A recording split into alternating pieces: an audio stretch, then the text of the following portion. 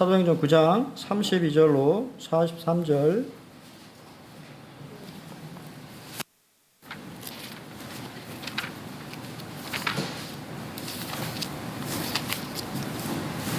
다 찾으셨나요? 같이 한번 교독해서 읽겠습니다. 32절. 그때 베드로가 사방으로 돌아다니다가 룻다에 사는 성도들에게도 내려갔더니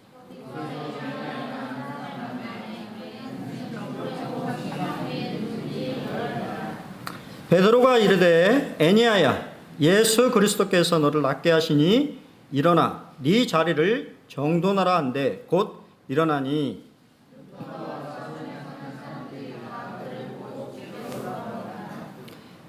요바에 다비다라 하는 여제자가 있으니 그의 이름을 번역하면 도로가라. 선행과 구제하는 일이 심히 많더니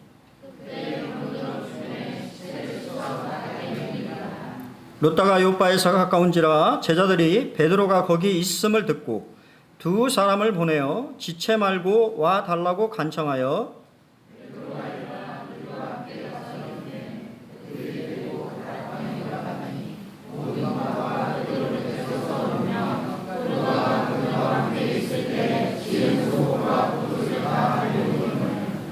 베드로가 사람을 다 내보내고 무릎을 꿇고 기도하고 돌이켜 시체를 향하여 이르되 다비다야 일어나라 하니 그가 눈을 떠 베드로를 보고 일어나 앉는지라.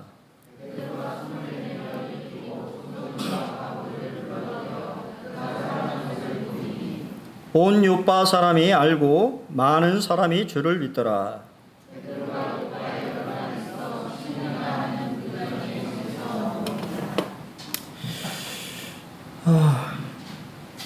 예, 감사합니다.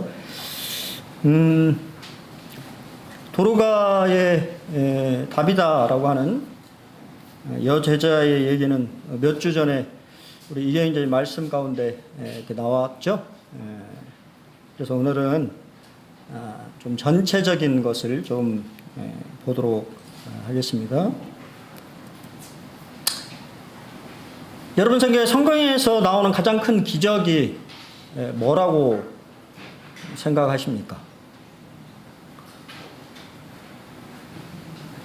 우리 성민 형제 눈 마주치면 안 돼요. 원래 눈 마주치면 강사하고 눈 마주치면 그 사람을 지적하죠.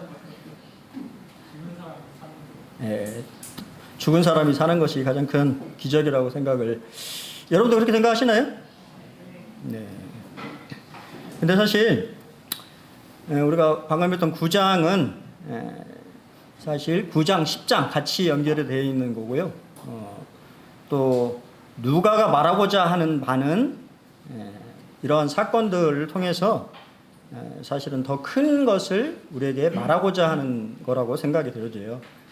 그래서 우리가 잘 아는 것처럼 룻다에 베드로가 이제 가서 중풍병자인 애니야를 치유하는 사건이 우리가 방금 읽었고요. 또 요바의 그 애니야의 사건, 치유 사건을 들은 요바의 아마 성도들이 베드로를 불러서 선행과 구제가 심히 많았던 여제자인 도르가를 살려달라고 하는 이제 그런 부활 사건이 있고요. 그리고 마지막에는 백부장 고넬료와 가족들의 구원 사건이 등장을 하는데 사실은 이게 그런 과정 가운데 있다고 하는 것이에요. 그래서 가장 큰 것은 부활 사건이 아니고 누가가 초점을 맞추고 있는 것은 백부장 고넬료와 그의 가족들의 구원 사건을 말하고자 하는 것입니다. 그래서 사실은 우리가 구원받은 것이 가장 큰 기적이라고 하는 거예요. 근데 그렇게 생각하지 않는다고 하는 것이죠. 구원받은 것을 여러분은 어떻게 생각하시는지 모르지만 가장 큰 기적입니다. 저도 구원받았다고 하는 것을 크게 이렇게 생각해 본 적이 없었는데 옛날에 서울에 한 모임에 갔는데 어떤 형제님, 사역하신 형제님의 말씀을 참 들으면서 구원에 대해서 이렇게 얘기를 하시는데 너무 감명받았어요. 저도 그런 생각을 해본 적이 없는데 그 형님이 우리가 받은 구원은 기적이다. 피조물이 창조주의 이 죽음을 통하여서 구원받았다라고 하는 것에 대해서 아주 깊이 있게 묵상 가운데 설명하시는 것이 너무 크게 와닿았던 적이 이렇게 있습니다. 여러분들이 그런 생각을 해보셔야 돼요. 내가 받은 구원이 얼마나 큰 것인지. 왜 그렇습니까? 왜냐하면 가장 큰 대가를 지불했기 때문이에요. 여러분, 물건을 살 때 물건엔 모두 다 가치에 맞는 가격표가 붙어 있어요. 그렇지 않나요? 좋은 것일수록 비싼 값을 지불하게 되어 있잖아요. 근데 여러분들을 구원하시기 위해서 하나님은 어떠한 대가를 지불했습니까? 아들을 내어주셨어요. 또한 가장 위대한 결과를 우리에게 주셨습니다. 하나님의 자녀가 되었다라고 하는 사실, 상속자가 되었다라고 하는 사실, 하나님의 영광에 참여한다라고 하는 사실, 이러한 것들에 대해서 여러분 생각해 보신 적 있습니까? 그런 것들에 대해서 생각을 해 보셔야 되는 거예요. 또한 예수 그리스도의 이 구속의 사역은 사실 가장 위대한 영광을 하나님께 돌려드리는 사건입니다. 하나님이 너무도 기뻐하시는 일을 그 아들이 순종하심으로써 행했다라고 하는 거예요. 그렇기 때문에 우리가 구원받았다라고 하는, 그렇기 때문에 구원이라고 하는 것이 여러분 생각하는 것만큼 가벼운 것이 아니라고 하는 거예요. 구원은 엄청난 대가를 지불하고 여러분을 샀습니다. 영어로는 랜섬이라고 하는, 구속이라는 단어가 랜섬인데 그게 보상금이에요. 이해되십니까?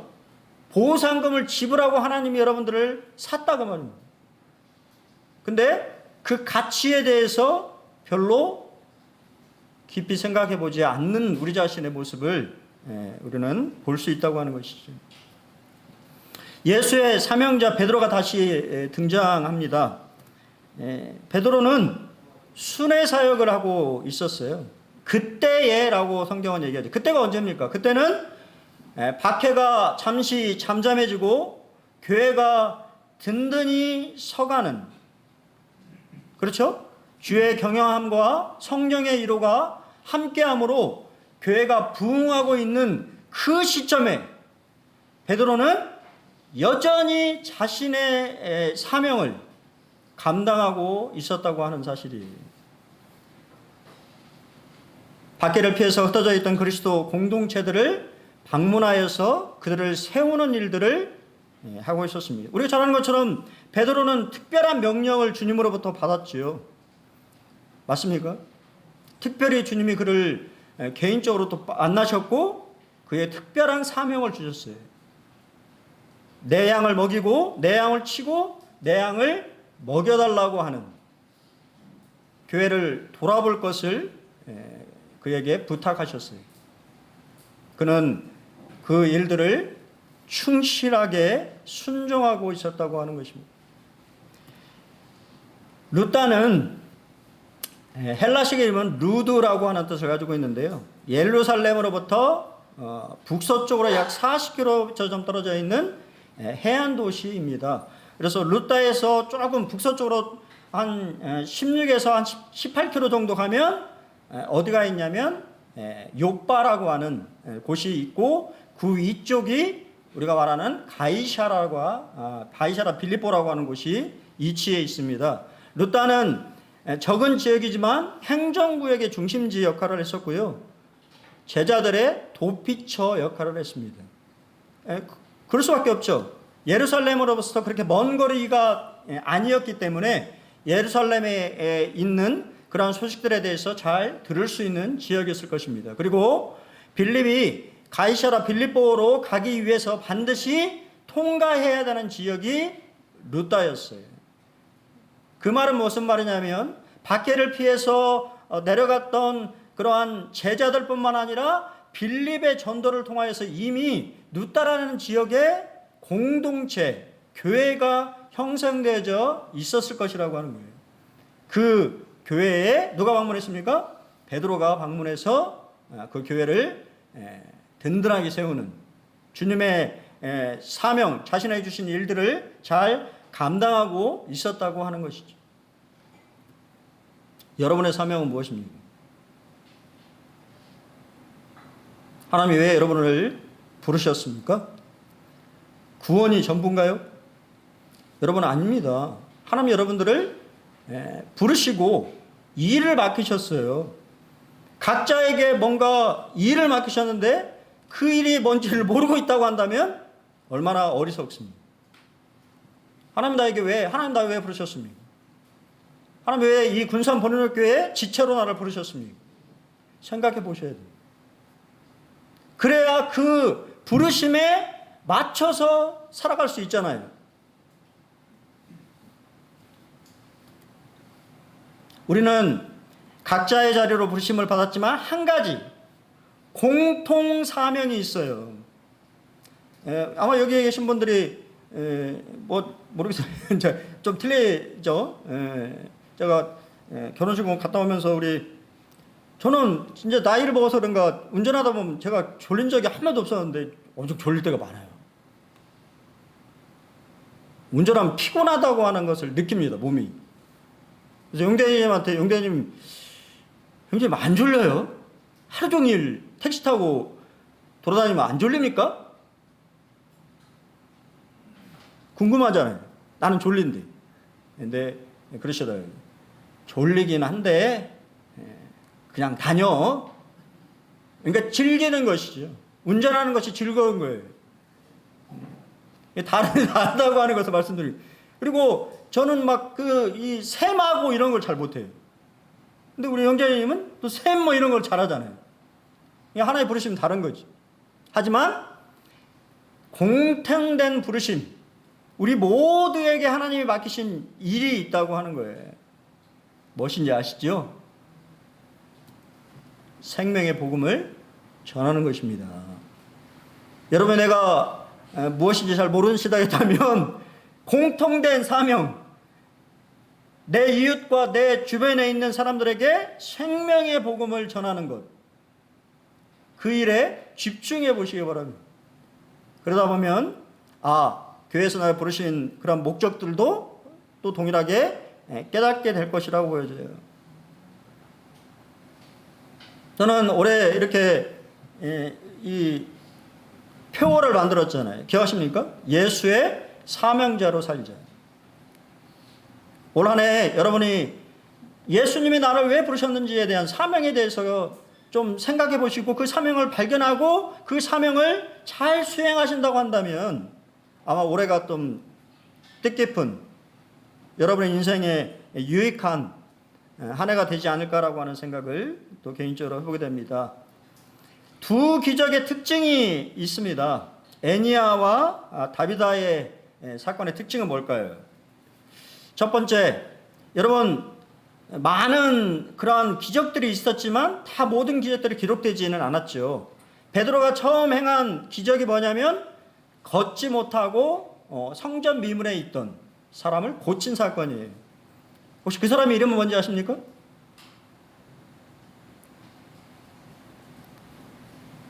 들어봤어요? 그 사람 이름 뭐예요? 그 사람 이름 별로 중요하지 않다라고 하는 거예요. 그보다 더 중요한 것이 있다고 하는 거예요. 그래서 이름을 굳이 밝히지 않았다고 하는 것입니다.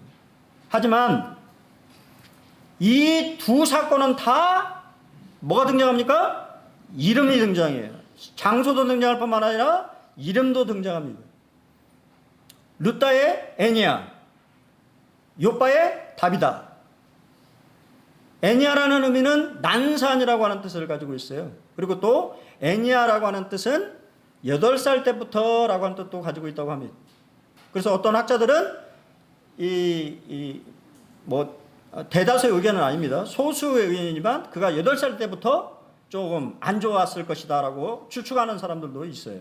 하지만 그의 이름처럼 태어날 때부터 그는 약하게 태어났거나 뭔가 건강하지 못하게 태어났던 사람인 것 같아요. 그래서 이름도 그쵸? 왜 그렇게 이름을 지었을까요? 난산. 이름도 별로 좋은 이름도 아니에요. 다비다는 이름이 참 좋죠? 영양, 사슴이라고 하는 뜻을 가지고 있는 그런 거 봤을 때 다비다는 상당히 아름다운 여인이었던 것 같습니다. 성별이 달라요. 애니아는 남자 제자였을 것이고 다비다는 여제자라고 분명히 언급하고 있어요. 방법도 같으면서 좀 다릅니다. 룻다의 애니아는 말씀으로만 치유했습니다. 일어나라! 말하자 일어났어요. 욥바의 다비다는 기도와 말씀이 병행되었습니다. 누가 고쳤을까요? 누가 고쳤나요? 베드로가 고쳤습니까? 여러분이 베드로가 고쳤다고 생각한다면 이 본장의 말씀을 정확하게 보지 못하고 있는 거예요. 누가 고쳤냐는 거예요. 왜 이름이 등장했냔 말이에요. 바로 이름이 중요하기 때문이에요. 누구의 이름이, 베드로의 이름이 중요한 것이 아니고 바로 예수 그리스도의 이름이 낫게 했다라고 하는 것을 말하고자 하는 것입니다. 누가는. 헬라의 원문에 보면 그가 이 순간 너를 치유하신다라고 하는 말이에요. 예수 그리스도께서 낫게 하신다라는 말은 예수 그리스도가 바로 이 순간 너를 치유하신다라고 하는 뜻입니다. 바로 예수의 이름으로 그가 나음을 입었고 죽음에서 부활했다라고 하는 사실입니다. 왜 3장에서는 이름이 없었을까요? 이름이 중요한데.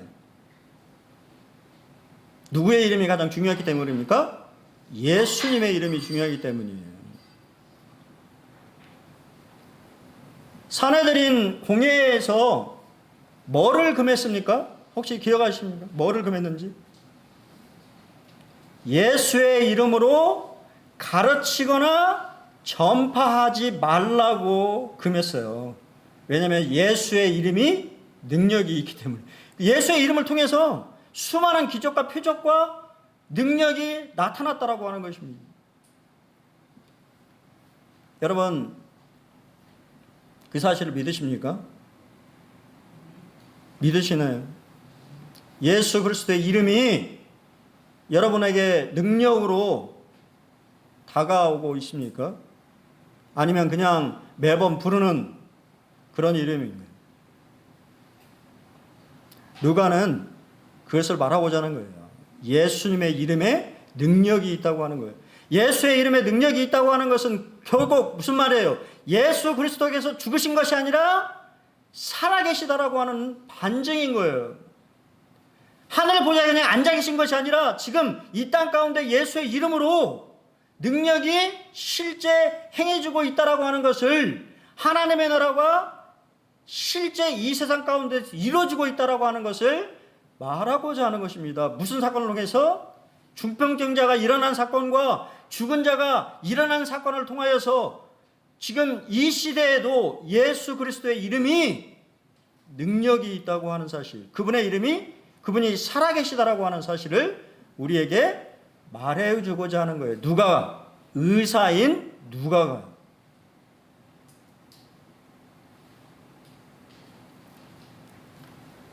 여수의 애양병원을 가보신 적이 있습니까? 저는 저도 저희 어머니 때문에 무릎 수술한다고 거기를 갔었는데 참 마음이 주님의 마음을 조금은 이해할 것 같은 마음이 들었어요. 수많은 병자들이 낫고자 새벽부터 그 의사 선생님, 명이라고 하는 의사 선생님 만나려고 새벽부터 표를 끊으려고 몰려있는 그 모습을 보면서 예수님이 이 자리에 계셨으면 치유하셨겠다.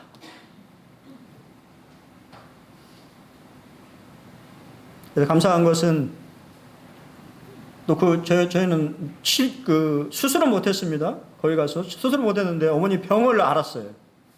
어머니 심장병이 있다고 하는 것을 그 애양병원에 가서 알았어요.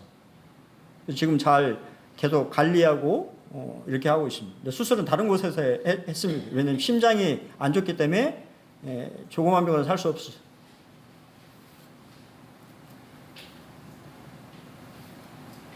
주님의 이름에 능력이 있다고 하는 사실을 정말 믿으십니까?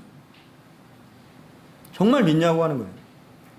누가는 그것을 말하고자 하는 것입니다. 여러분이 정말 믿냐고 하는 거예요. 예수님의 이름에 능력이 있다고 하는 사실이. 아니면 그냥 문자적으로만, 지식적으로만 우리가 그렇게 생각하냐라고 하는 거예요.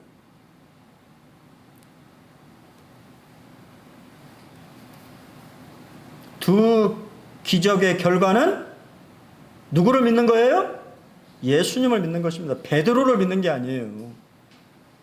결과는 주님께 돌아오고 주님을 믿는 역사가 나타났다고 하는 것입니다. 참된 사역자는 자신이 영광을 받는 자가 아니라 오직 예수께 영광을 돌리는 자입니다. 때때로 우리 모임도 참 그런 분들을 보면 참 제 마음이 좀 그래요. 우리 모임 가장 많이 모이는 게 몇 명이나 모일까요? 500명이나 모입니까? 500명 모이면 큰 교회인가요? 근데 어느덧 모르게 목이 뻣뻣하게 올라가 있어요. 그분들은 누구를 전하는 겁니까? 교회를 전하는 건가요? 주님을 전하는 거잖아요. 500명 많이 모이는 거 아니에요. 앙모교는 몇만 명이 모입니다. 우리 모임이면서도. 외국에 나가면 더 많이 모이는 몇천 명, 몇만 명이 모이는 교회들이 수두룩해 합니다. 그가 진짜 하나님의 일꾼이라고 하는 표지는 자신이 영광을 받는 것이 아니고 오직 주님만이 영광을 받게 하는, 주님의 이름만이 높임을 받는 사람이 진정한 사역자라고 하는 것이죠. 베드로는 자신을 전하는 것이 아니고 자신이 믿는 예수 그리스도 그분만, 그분에게만 영광을 돌렸다고 하는 사실입니다. 사실 우리 모두는 중매쟁이에요. 중매쟁이 역할을 잘 해야 되는데 여러분 그러한 역할들을 잘 하고 있습니까? 사도 베드로, 사도 바울 이 모두 다 열심으로 중매를 했습니다. 근데 사실 중매를 하려면 뭐 해야 돼? 신랑을 전하는 사람을 잘 알아야 되잖아요. 이 사람이 잘 알아야 되는데 잘 모르면 어떻게 전합니까? 그리고 제가 이렇게 보니까 이 중매도 솔직하게 해야지, 아닌 거를 그냥 결혼시키려고 중매를 막 하면은 저는 아니라고 봐요. 우리 모두 다 중매쟁이에요. 한 남편인 그리스도께 드리려고 중매를 하고 있는, 여러분 얼마나 많은 사람을 그리스도께 중매를 연결을 해주고 있습니다. 주님의 나라에서 분명히 그거에 대한 평가를 받는다고 하는 사실이에요. 사도 바울은 뭐라고 얘기했습니까? 나의 면류관이나 기쁨의 결과가 뭐냐면 바로 너희들이라고 말하고 있잖아요. 주님 앞에서 서게 될 너희들이라고 하는 것이죠. 여러분들이 나는 전도의 은사가 없어서 잘 못 전하면 기도하십시오. 여러분의 기도를 통해서 구원받았다고 한다면 누군가, 여러분들이 주님의 나라에 갔을 때 누군가 여러분 앞에 다가와서 얘기하지 않겠어요? 형제님의 기도 때문에 내가 구원받았습니다. 자매님의 기도 때문에 내가 구원받았다고 하는 이야기를 듣게 된다고 한다면 얼마나 감사가 될까요? 주님의 기적과 베드로의 기적의 공통점을 조금 살펴보기로 하면, 두 기적은 모두 다 예수님의 본을 따랐다고 하는 사실이에요. 훌륭한 제자예요. 훌륭한 제자는 선생님, 가르친 사람을 잘 따라하는, 모방하는 그것이 훌륭한 제자 아닙니까? 애니아의 사건은 우리 주님께서 가버나움에서 살았던 병자를, 중풍병자를 치유하는 사건을 생각나게 하고, 다비다의 부활 사건은 해당장 야이로의 딸의 부활 사건을 생각나게 한 것입니다. 이 사건보다 특별히 다비다의 이 부활 사건은 해당장 야이로의 부활 사건과 연관이 있는데 잘 보시면 거의 비슷합니다. 베드로는 유일하게, 그죠? 딱 3명의 제자와 가족들만 그 기적을 봤었거든요.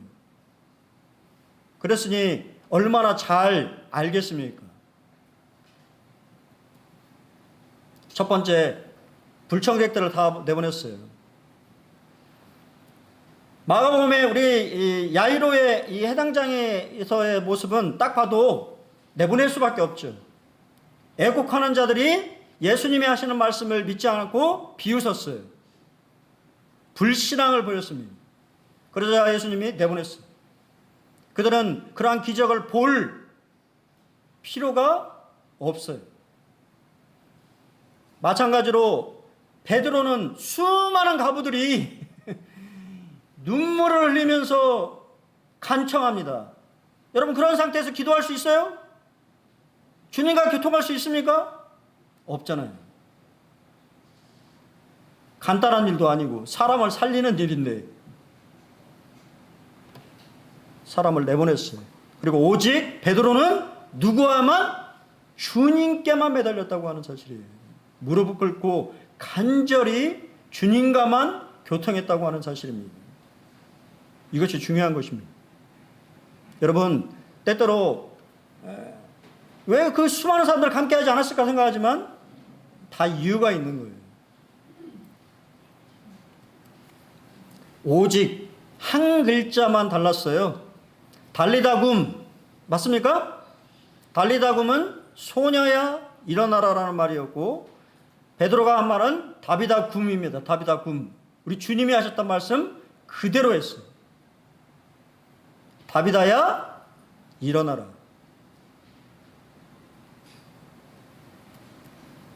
두 기적 모두 누구의 권능으로 일어났습니까? 예수님의 권능으로 일어난 거예요. 낫게 한 건 베드로가 아니고 예수 그리스도시라고 하는 사실이에요. 그가 기도하지 않았다고 한다면 베드로가 치유한 것처럼 생각됐지만 베드로는 자신에게 치유 능력이 없다라는 것을 알고 있었다고 하는 사실이에요. 오직 주님께만 무릎을 꿇고 기도하고 주님이 행하셨던 방식 그대로 따라했다고 하는 사실입니다. 두 기적 모두 사실은 부활 권능의 표시라고 하는 사실이에요. 왜 누가는 이 사실을 우리에게 기록했습니까? 여러분, 다비다는 부활했지만 죽었어요, 안 죽었어요? 죽었습니까, 안 죽었습니까? 다비다가 지금까지 살아있어요? 여러분들이 혹여 질병이나 어떤 것으로 인해서 여러분 치유를 받아도 모든 인생은 다 뭐 한다고요? 죽는다고 말이에요. 죽는다고 말입니다. 다시 죽을 뿐이에요. 기적을 맛본다고 해도 다시 죽는다고 말이에요. 하지만 예수님의 부활은 다시 죽는 게 있어요, 없어요? 없다고 하는 사실이에요. 그 사실을 말하고자 하는 것입니다.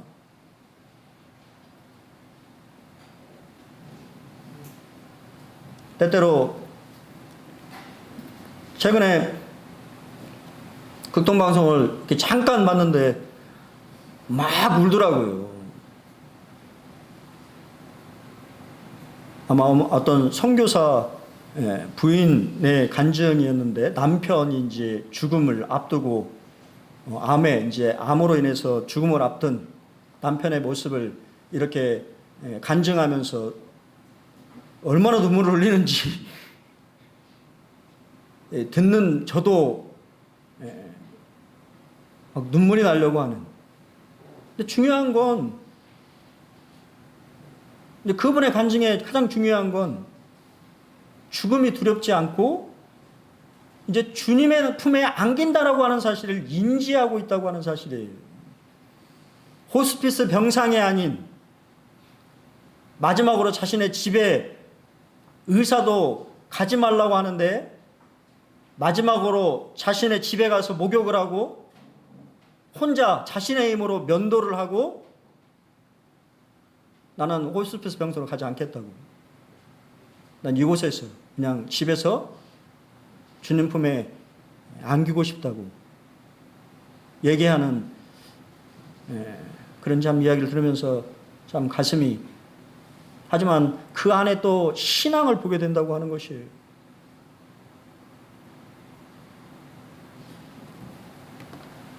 여러분, 이 땅에서 기적을 보고 낫는다고 해도 죽는 건 어쩔 수 없어요. 진리기 때문에. 한 번 죽는 것은 사람에게 정하신 것이요, 이 말씀은 진리예요. 하지만 중요한 건 죽음 이후에 뭐가 없다? 애통하는 것이나 아픈 것이나 다시 눈물 흘릴 일이 없다고 하는 사실을 믿냐고 하는 사실이에요. 부활에 참여하는 것입니다. 우리가 우리의 몸들을 잘 관리하는 게 필요하지만 죽음을 두려워해서는 안 되는 것입니다. 왜냐하면 예수님이 죽음을 이기셨기 때문이에요. 죽음은 어른이 말하는 것처럼, 제가 D.L. 무디의 혹시 간증집을 읽어보셨는지 모르겠지만 제가 여러 번 말씀드렸잖아요. D.L. 무디도 죽음 가운데에서 의사들이 처방을 했어요. 주사를 놔서 그를 살렸습니다. 여러 번. 그러면서 그가 환상 가운데 천국에 갑니다. 천국에 가서 누구를 만나냐면 손자를 만납니다. 먼저 죽은 손자를 만나요. 그에겐 건강이 허락됐지만 그의 자녀들에게는 건강이 허락됐지 않았어요. 자녀들을 만났어요. 그러면서 그가 말하기를, 이렇게 죽음이 달콤한 것이라고 한다면 나는 죽음을 선택하겠습니다. 나에게 더 이상 연명치료를 하지 마십시오.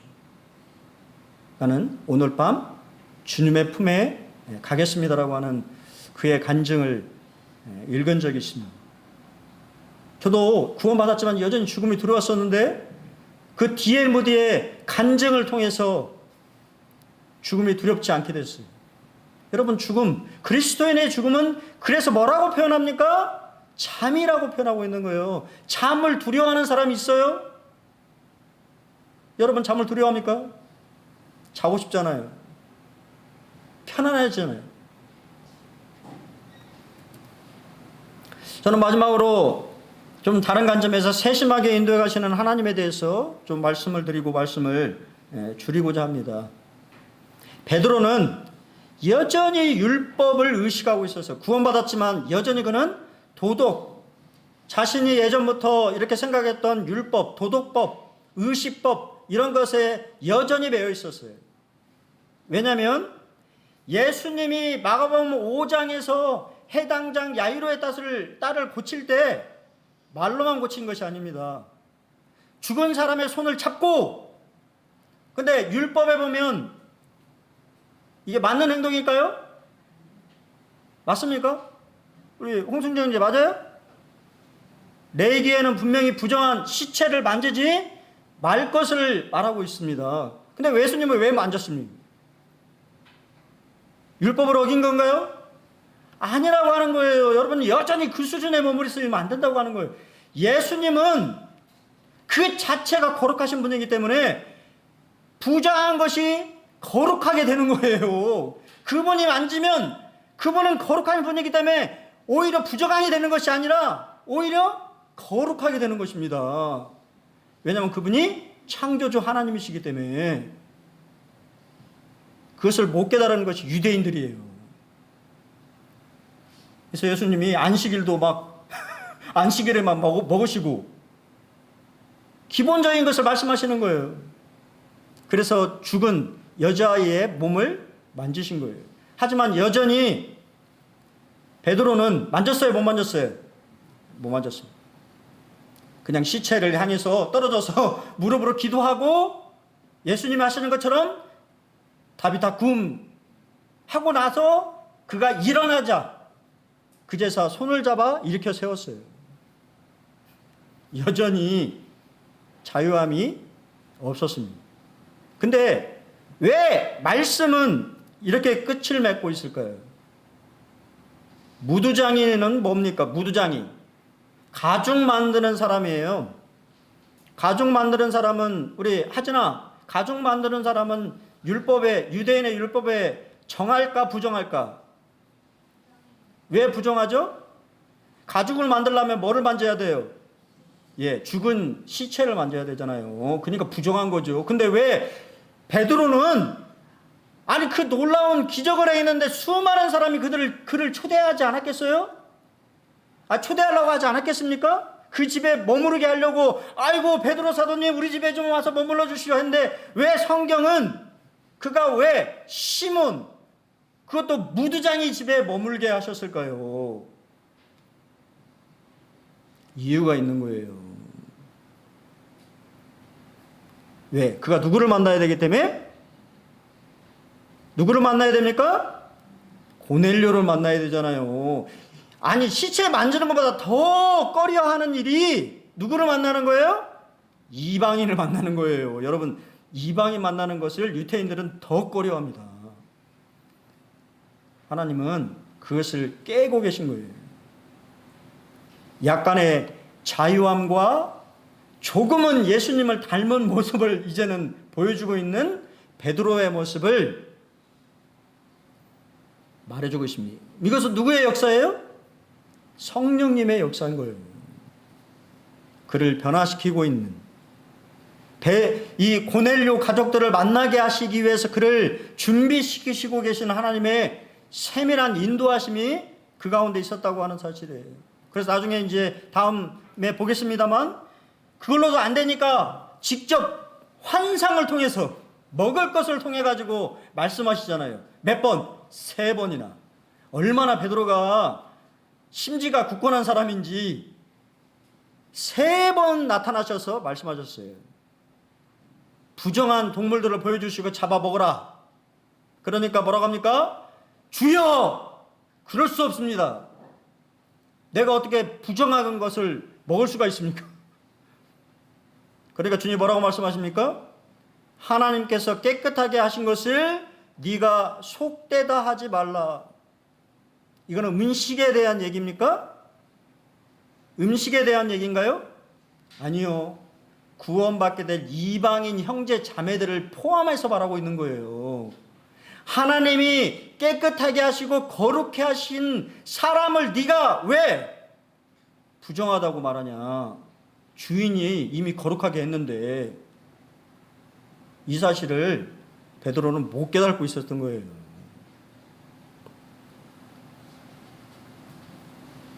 마지막으로 한 예화를 좀 말씀드리고 말씀을 줄이고자 합니다. 대한제국의 마지막 황제인 고종 황제의 곁을 지키고 한국 최초의 교회인 정동교회를 세우고 경신학교, 경신중고등학교와 연희전문학교는 연세대에 전신을 바랍니다. 연세대학교를 세운 장로교 선교사 언더우드의 이야기입니다. 사실 언더우드 선교사는 조선에 오려고 생각한 것이 아니었습니다. 인도에 가서 선교하려고 했습니다. 그러던 중 조선에 전도의 문이 열렸다는 말을 듣고 자기 친한 친구들 중 조선에 갈 수 있는 사람을 찾아보았습니다. 그러나 아무도 가려는 사람이 없었습니다. 그런데 그의 심령 가운데 이상한 음성이 들렸습니다. 왜 네가 가지 않느냐라는 것이었습니다. 이 음성을 듣고 조선에 선교사로 가겠다고 선교부에 편지를 보냈습니다. 돌아온 답신에는 지금 선교비가 없기 때문에 선교사로 파송할 수 없다고 하는 것이었어요. 그때 뉴욕에 있는 한 교회에서 언더우드를 사역자로 와달라고 하는 편지를 받게 되었어요. 그래서 모든 길이 막혔다라는 생각에 이 목회 청빙에 응하겠다는 답신을 보내기 위해 우체국에 갔는데 마음속에서 음성이 들렸습니다. 조선은 어떻게 하려고 하느냐라는 것이었습니다. 그래서 자신의 문제를 의논하기 위해 직접 성교부에 찾아갔습니다. 그러자 성교부 총무가 하는 말이, 당신 마침 잘 오셨습니다. 당신이 우리에게 편지를 보냈을 때는 성교비가 없어서 조선에 선교사를 파송할 수 없었는데, 당신이 오기 전 바로 며칠 전에 한 사업가에 조선의 선교를 위해서 6,000달러를 보내왔으니 우선 이 돈으로 조선에 선교를 할 수 있을 것 같습니다. 당신이 조선에 가주십시오 라고 말하는 것이었습니다. 1885년 4월 5일 부월절 날 오후 인천 제물포항에 미국 선교사 2명이 최초로 조선의 땅을 밟았습니다. 그 두 사람은 장로교 선교사인 언더우드와 감리교 선교사인 아펜젤러입니다. 하나님은 우리가 살 이 대한민국을 사랑하셔서 선교사들을 이렇게 예비하셨고, 또 우리 모임도 마찬가지죠. 우리 모임의 이런 진리들을 또 전해주기 위해서 앞선 선교사들을 파송해 보내주셨다고 하는 거예요. 하나님은 어떤 일들, 하나님의 계획을 이루시기 위하여서 일꾼들을 통하여서 세심하게 인도해 가시는 하나님을 믿으시기 바랍니다. 그런 하나님이 여러분과 함께 하십니다. 세 가지를 좀 생각해 볼 수 있는데, 우리가 받은 것이 가장 큰 기적입니다. 구원을 선물로 주신 주님께 감사하는 한 주가 되십시오. 두 번째는 여러분의 사명이 무엇입니까? 지금 그 사명을 잘 감당하고 계십니까? 한번 생각해 보십시오. 세 번째, 하나님께서는 우리 각자에게 계획을 가지고 계십니다. 하나님의 계획이 우리의 삶에서 이루어질 수 있도록 세심하게 인도해 가시는 주님의 인도하심을 따라가시기를 바랍니다. 그 일이 좋은 일이든 나쁜 일이든 모두 다 하나님의 뜻 안에 있음을 믿으시기 바랍니다. 우리가 알거니와 하나님을 사랑하는 자 곧 그의 뜻대로 부르심을 입은 자들에게는 뭐라고 그랬습니까? 모든 것이 합력하여 선을 이루는 우리 주님이심을 믿으시기 바랍니다. 한 주도 주님 안에서 승리하시고 또 평안한 한 주가 되시기 바랍니다. 감사합니다.